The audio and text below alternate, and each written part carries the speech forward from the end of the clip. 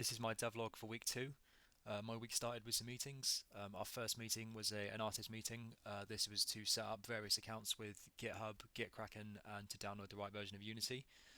Steve took us through all the different versions of Unity and made sure we had the same version that was used for the game.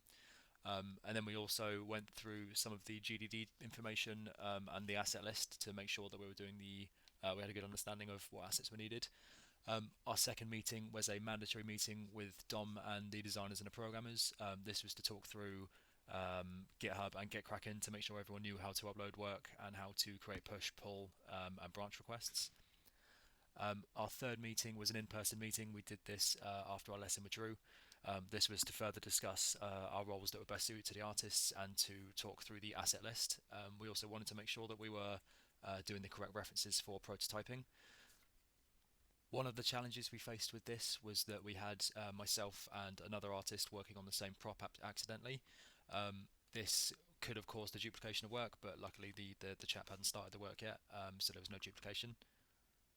It was probably good that we'd managed to catch it this early as well, rather than us being weeks down in production. We don't want to be duplicating work that far into the production line. So yeah, it was good that we caught this early. As I'd been assigned lighters, I went through to Sketchfab and did some referencing for various lighters. I also went on to Google and looked at various Zippo designs as well because we wanted some variation in our lighters.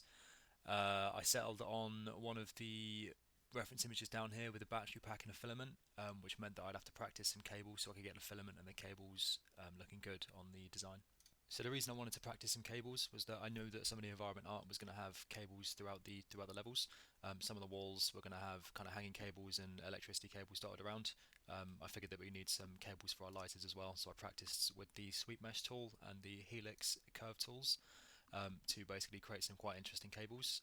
Down here I've got one with a twist and multiple instances, and then some basic cables, and this is a rough design for my filament that I was going to put in the lighter. I then went into Maya and started doing shapes of my lighters.